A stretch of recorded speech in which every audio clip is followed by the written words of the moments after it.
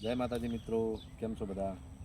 જો આપણે સવારમાં આ કોઈને ખબર હોય તો કોમેન્ટમાં જણાવજો મિત્રો. ચાલો હું કહી જ દઉં, બધાને ખબર જ હશે. કેમ કે મિત્રો આ છે સરગવાના ફૂલ. જો આ આપણે એક સંબંધીને આપવાના છે મિત્રો. આ એક દવાના કામમાં વપરાય છે અને આની સબ્જી પણ બને છે, બહુ સરસ.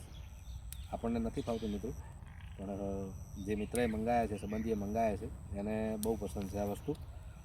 અને આ સરગવો તો આપણા ઘરે હોવો જ જોઈએ મિત્રો, કેમ કે સરગવાના એટલા બધા ફાયદા છે ને કે ના પૂછો વાત.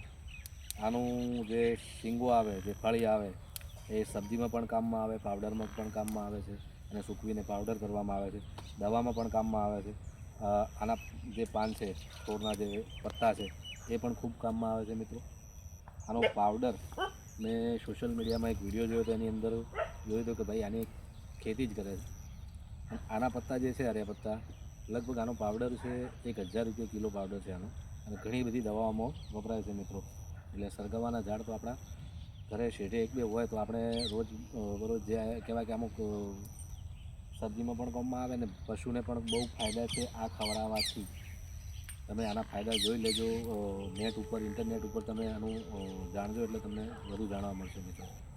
અને એના સિવાય પણ તમને કોઈ આની વસ્તુની વધારે ખબર હોય તો મને કોમેન્ટમાં જણાવજો. જય માતાજી.